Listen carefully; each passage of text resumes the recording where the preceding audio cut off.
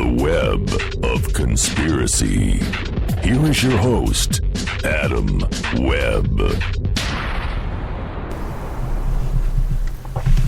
Hello and welcome to another exciting edition of the Web of Conspiracy. I am your host, Adam Webb.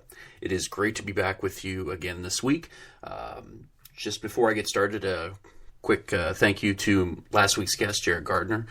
Greatly appreciate having him on the show.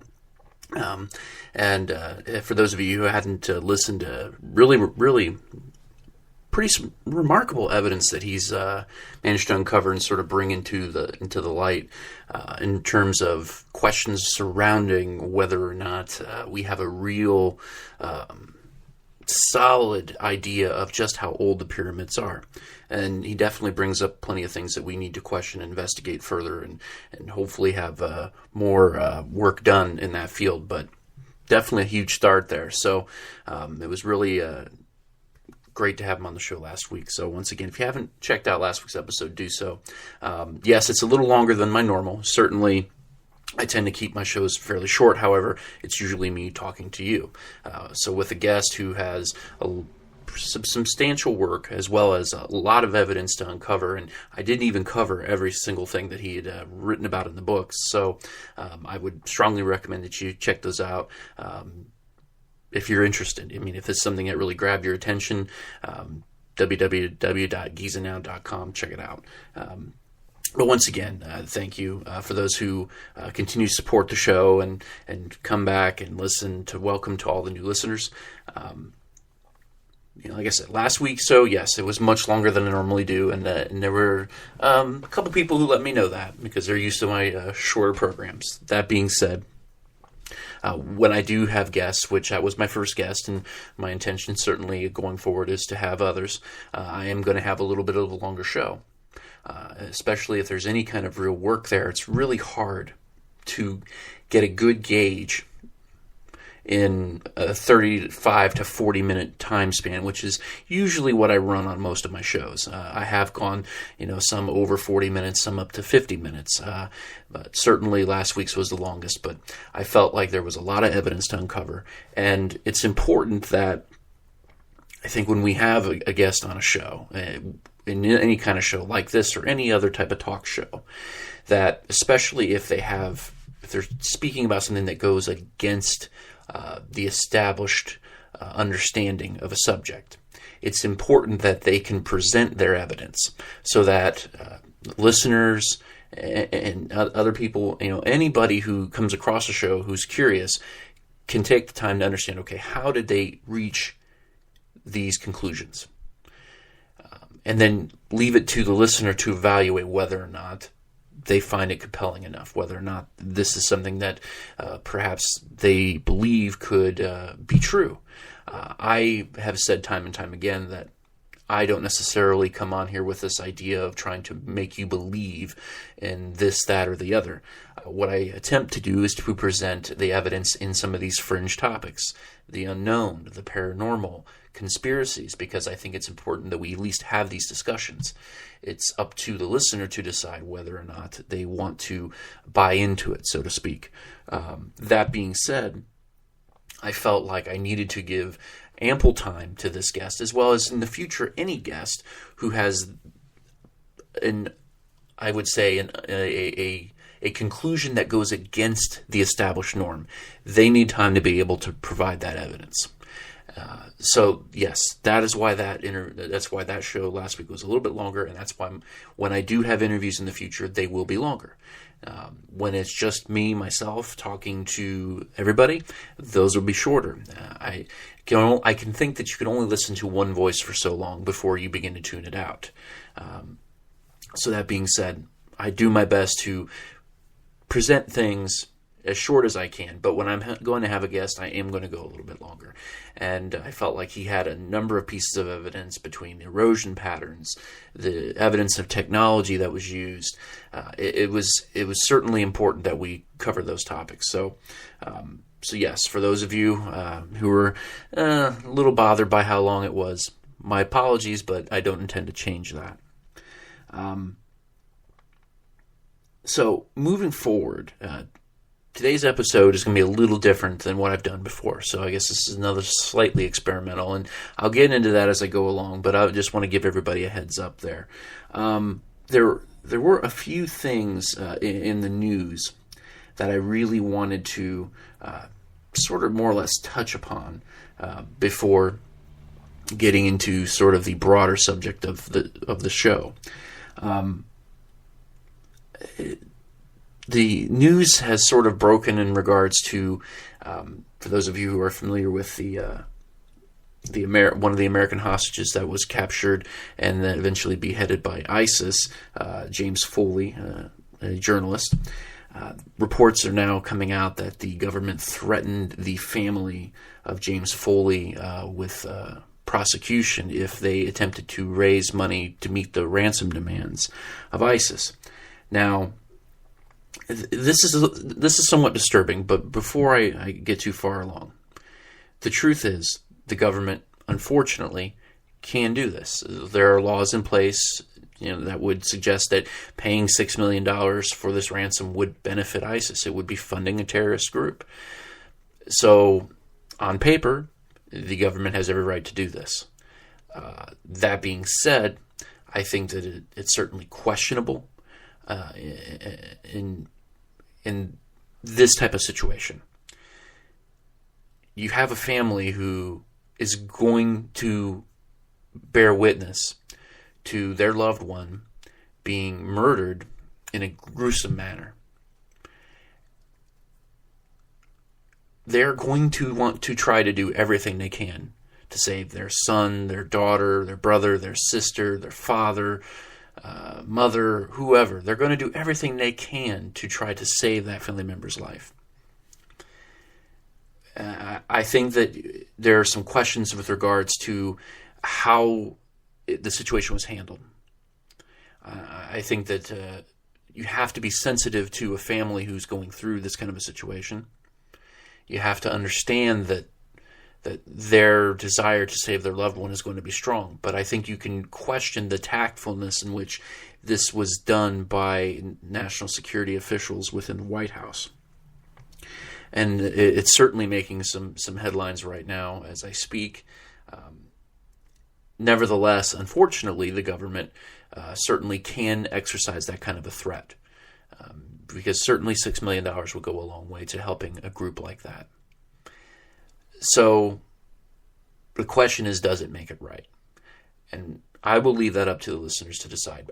On my personal level is that I think that this situation could have been handled somewhat differently. It's unfortunate that it's happened, period. And now there's a word surfacing that there's also a young American woman who was taken hostage a year ago. And she was a humanitarian worker. She was kidnapped. And I would imagine that she will also suffer the same fate as the other two journalists that were killed. It's unfortunate. And having all of this going on right now, of course, we've just came across the anniversary of the September 11th attacks, and it's very devastating to think that 13 years later, here we are. This is still ongoing, and the truth is this is probably never going to go away completely. It's just, despite everything the Obama administration may try to do, despite the airstrikes, we have learned it's very difficult to stop these types of terrorist networks. And of course, now there's all these talks and reports and concerns about them infiltrating the United States, and certainly they probably have. It's going to be very difficult to prevent this kind of thing from ever happening on soil again. Statistically speaking, it could happen again, and it probably will.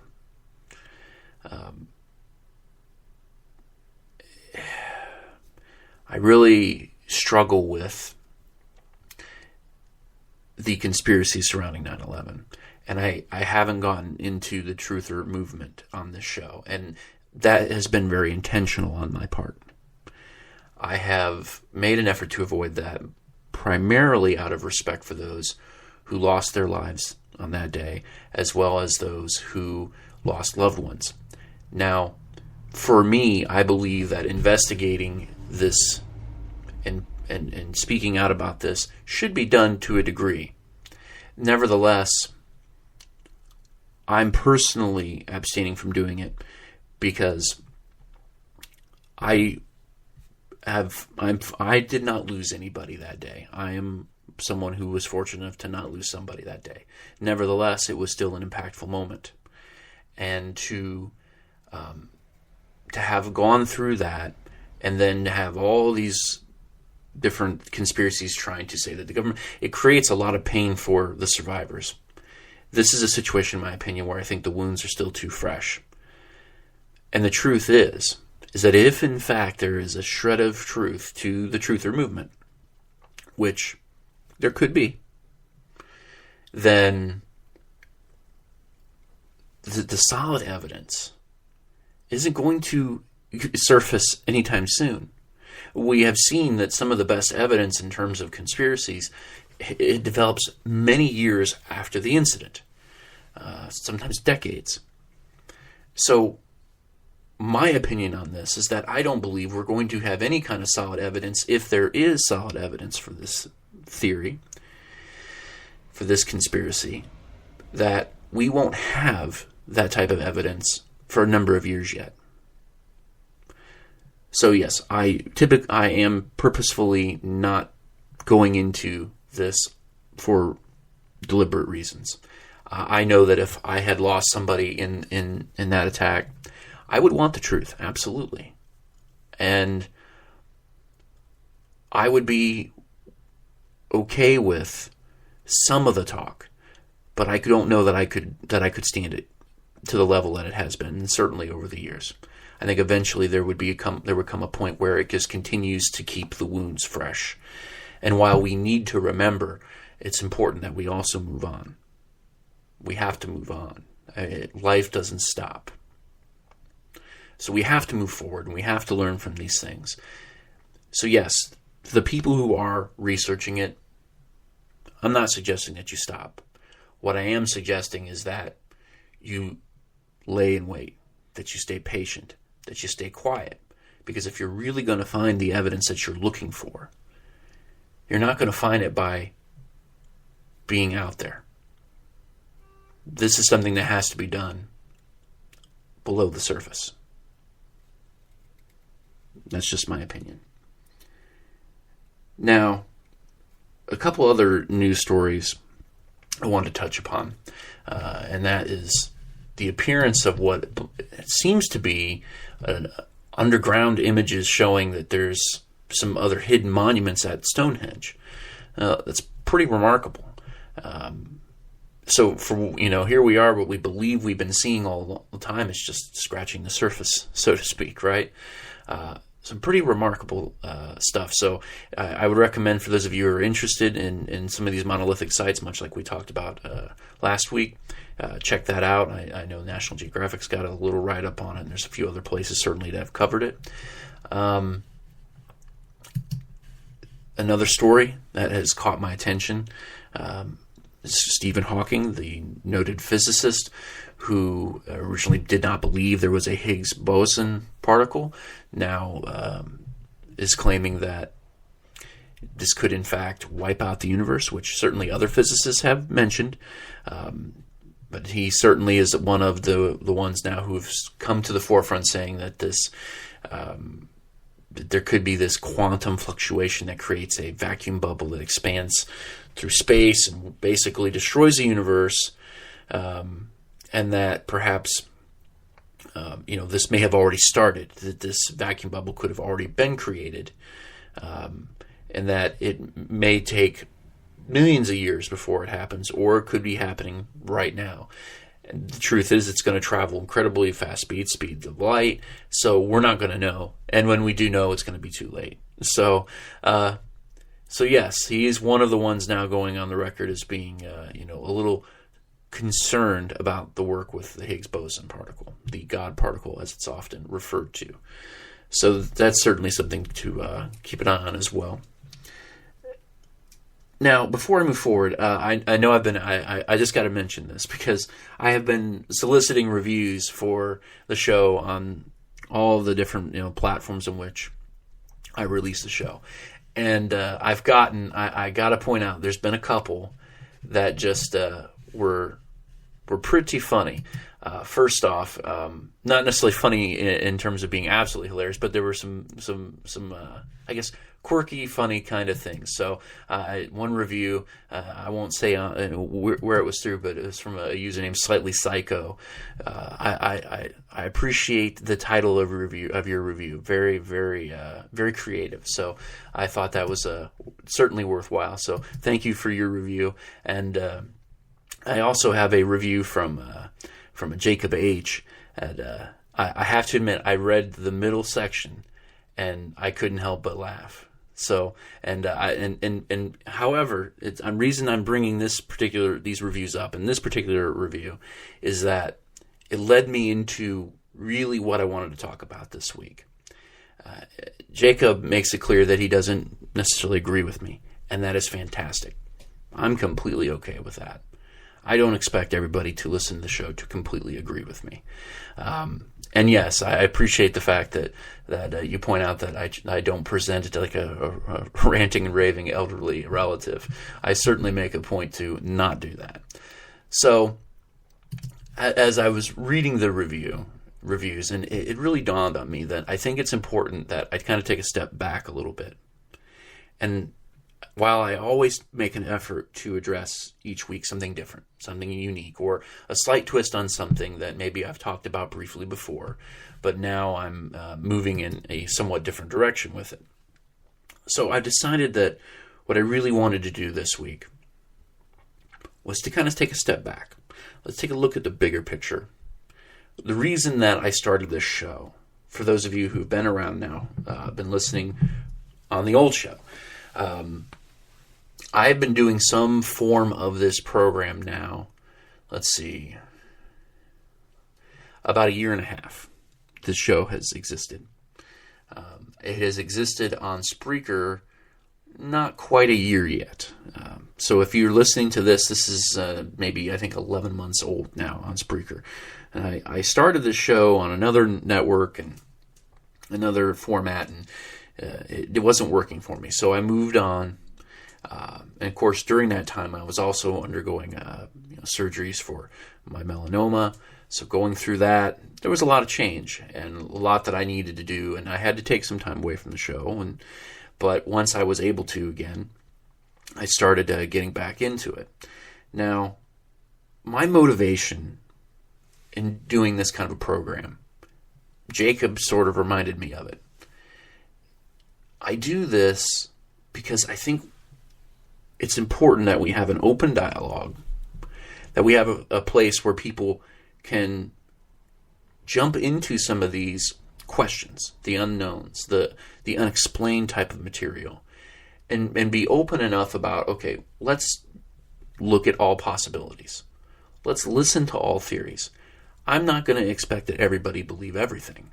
I think that's not any type of way that I think anybody should be. I don't think you should believe every single conspiracy out there. For those of you who have been listening, you know that is perhaps where I am the most skeptical of all, are the conspiracy theories. And so many people ask, why do you even have a show called The Web of Conspiracy? Because you don't even really... Look, there are certainly some conspiracies that I do believe in, and I have discussed those in the past. But I think that 99% of what's out there, I think we need to be very careful of.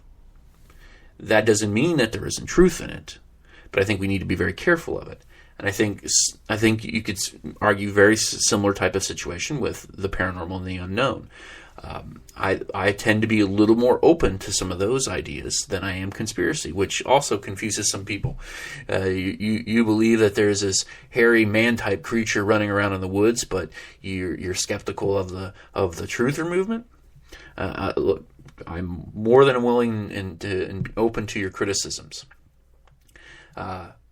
That being said, my motivation was that I create something where people can get to listen to some of these fringe ideas and some of these maybe even in some cases not so fringe ideas, and be willing to explore.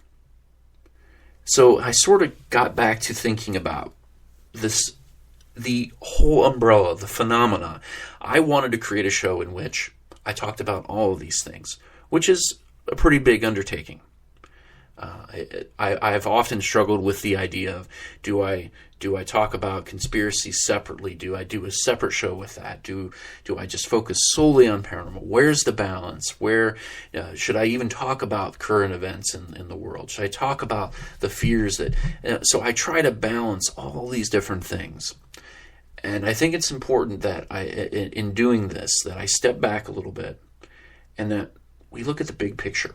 Why does the paranormal, why do these conspiracy theories, why do these things pull us in? Even those people who are less inclined to believe in any of this will still listen to some of these topics from time to time. Why? What is it about us? Why does this pull us in? Is it because we like a good scary story and some of these topics are kind of scary? Maybe. That's certainly a possibility. I won't deny that. I think that there are many people who do get a little bit of a rush from the thrill of the fear, because for many of us, the fear makes us feel alive. That's same thing with the idea of the adrenaline junkies, right? The extreme sports people who really get into doing that. It's the thrill. It's this thrilling sensation that there's some sort of potential danger. And some people really enjoy that thrill. But I think that there's something more to this. Mankind, for as long as we know, we have questioned, where do we come from? Why are we here? And we've developed a number of theories as to where we've come from. Many of those are based on religious beliefs. Many of those are based on scientific beliefs, such as the theory of evolution. But we don't know definitively. We can believe definitively,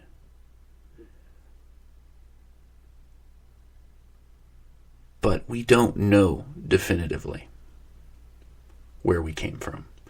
Of course, I have mentioned many times on the show the idea of the ancient astronaut theory, which is gaining a lot of more mainstream attention. Certainly, History Channel loves to show it out there all the time. Do we come from beyond the stars? Were we created by an alien race? Did we really come from other primates? Were we altered from other primates? Were we created out of the earth, the way that many religious texts believe? You look at the Sumerian accounts and there's some pretty remarkable things. But it's these basic questions that I think drive our desires to understand more. And yet, those questions still elude us. Now, historically, we can look at a number of things that we have done over the years, mankind. We can look at all these ideas and theories and things that we've created, and it's hard to imagine that at one point in time we lived in a world in which everyone believed the earth was the center of the universe and everything revolved around the earth, right? We lived in a time when people believed that the earth was flat. We lived in a time in which people didn't bathe. People didn't understand germs, viruses, didn't believe any of that. And many still today don't, as I discussed in the Ebola episode. It's remarkable how many things that we have disproven along the way that we believed, entrenchedly believed for numbers of years, hundreds of years. And it took one or two individuals who worked diligently and tried to find ways to prove that those ideas were wrong. So I look at the work that is being done by people in these fringe fields today, and I often think, how do we not know? What if one of these individuals is the next groundbreaking thinker? The next Newton, who discovered the law of gravity, right? There's so much in terms of historical context for people who had developed ideas and theories that were laughed at during their time that wound up being true. So I look at these individuals who were researching the ancient astronaut theory, Sasquatch, ghosts, paranormal, whatever, conspiracy theories. I look at the work that some of these individuals do, and I often wonder, are one of these? Is this the next group of scoffed at, laughed at intellectuals because they have an idea that doesn't fit the conventional belief system that's been in place, right? Now, yes, we have improved a great deal upon our knowledge base in the last 500 years or more, right? We have done remarkable things in terms of where we've come from. So yeah, it makes it a little more difficult to think, gosh, how could we be wrong now? Look at everything we know. Look at the technology that we have. Well, there's lots that we're discovering. We certainly don't understand everything about the human brain. Cancer still, by all accounts, unless there is some sort of conspiracy there, is still something that's baffling us. So many things that we can do so little about. So many things that we are so powerless to do anything about. Now, does that stop us from trying? No. That's the amazing thing, right? We continue to work. So when I look at these researchers in the paranormal and the unknown and the unexplained, I don't laugh at what they do. And I don't think anybody should. I think it would be ignorant to laugh at what they do. Can you question their methods? Certainly. I would expect that you should. Can you ask? Can you debate their work? By all means, please do so. But do we dismiss out of hand the work they're doing just because it doesn't fit with what we've always believed? Now that is ignorant. And it's arrogant. I expect that many people hold on to their beliefs dearly. Certainly religious beliefs. I understand that, and I respect that. But I think that we need to watch the criticisms just solely because an individual believes something different. In the free world today, this is a precious thing to be able to express ideas and beliefs and not live in fear. And while in many cases that's not always the case, and certainly plenty of places throughout the world where that isn't the case. So we need to do everything we can to encourage individuals who do this kind of work to keep going. Keep asking the questions. Keep doing the things that make the mainstream uncomfortable. Having spent years in a profession in which things were very rigid, in which outside ideas were often dismissed, I know all too well how difficult it is to get the mainstream to listen to you.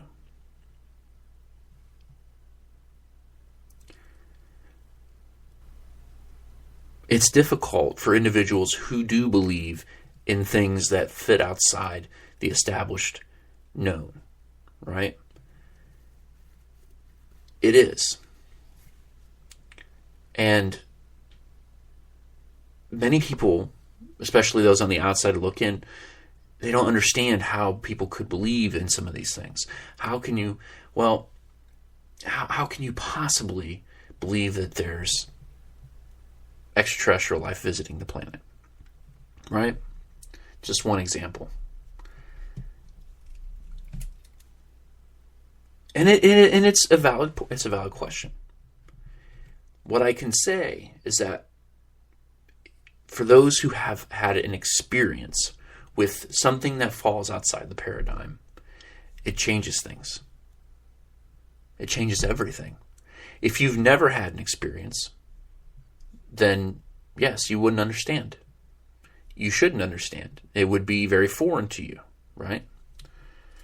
But for those who have had an unusual, unexplained, something that does not fit into the accepted guidelines of science, then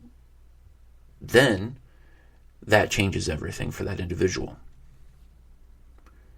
So that leads to the next question. The people who do experience these unknown things, have ghostly hauntings in their home, or suffered some sort of demonic possession, or have claimed to be abducted by extraterrestrials, or have witnessed Bigfoot, or have encountered any kind of these cryptids or unexplained phenomena. Why them versus why some others?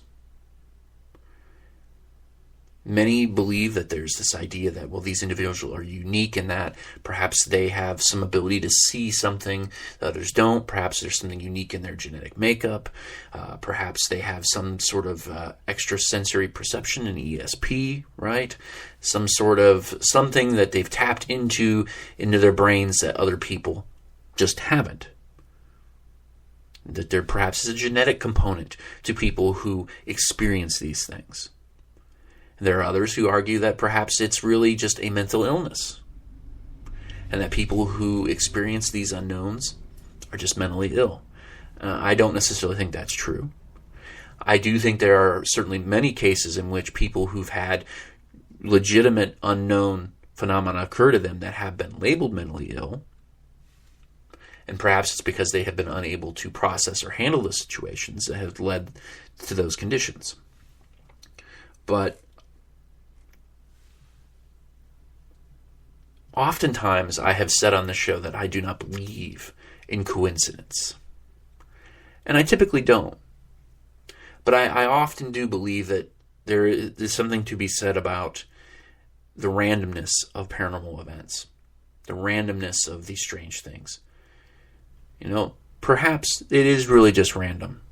There again, perhaps there is something unique in these individuals.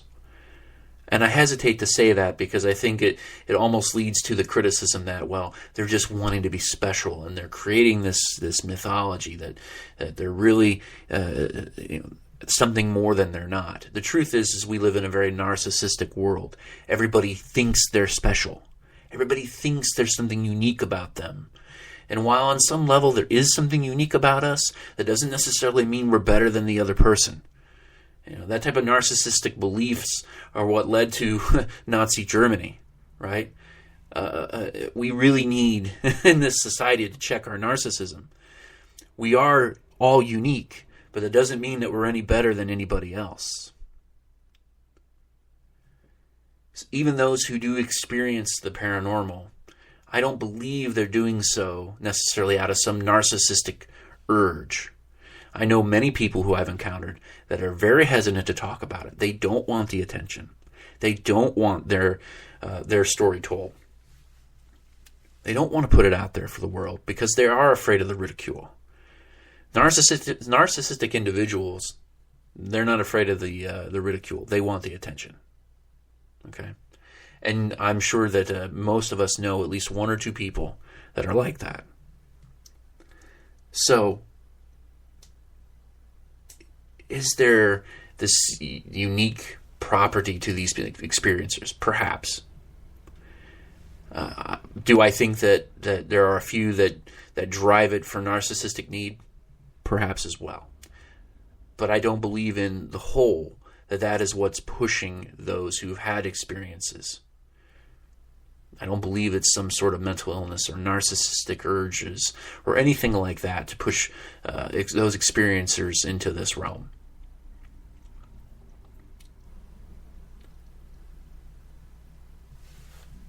After last week's guest and having had a chance to sort of jump into history, which is something that has always been my first love, it really reminded me that it is important that we question the established ideas of what we believe we know from our past. I have, as a historian in the past, have always been skeptical of established belief systems in terms of established histories and established timelines, because there is something to be said about the old saying of history being written by the victors. History is told from very specific lens, okay? It's told from very specific viewpoint of individuals. And it doesn't always capture everything. So when we look at the idea of what we believe the pyramids to be, perhaps they have, in fact, just been rebuilt by the Egyptians. Perhaps somebody else did build them. And remarkable thought. And boy, would that change everything. Will there be enough compelling evidence to overturn this idea in the mainstream? I don't know. Then again, we can also ask the question, perhaps mainstream academics are purposefully squashing some of this in some of these fields. Wouldn't surprise me either. There is so much out there in this world that we just don't understand. We think we do. I mean, we think we understand some things, but there's depths of the ocean that have never been explored. We haven't even explored the depths of our own bodies, our own brains, our own abilities. We really don't know everything that we think we know. So yes, it's important that these individuals that do this research, that put themselves out there, that write these books, that spend and dedicate their lives to a field that does not pay very well at all, right? It's important that they get a chance to present their work. It's important that we keep an open mind. And that's why I've done this show. And that's why I will continue to do this show. There's so much that we don't know out there. But we are driven. Mankind has been driven to seek these answers in the past. And sometimes I worry that maybe we've lost a little bit of that. We're so enthralled with our gadgets and our technology and all these things that we have, these possessions, that we've sort of lost our focus on what it really means to be human. The idea of what it is to be human is changing. It's been changing. It has forever been changing. It will continue to change. And I believe we are certainly experiencing that right now. But I think it's important that we remember what drove us seeking answers for things that we could not explain, for things that we did not fully understand. My hope is that the youth of the world, for those who can seize the opportunities to explore, to be willing to do the things that others are not, be willing to research the things that others are afraid to. That's my hope. Because there's so much that we don't understand. And we have proven time and time again by great people, great minds, with outside-the-box ideas. Guess what? What we believe to be true for centuries is not true. And in 300 years, we will find that again. It will happen. We are not so smart that we are always right.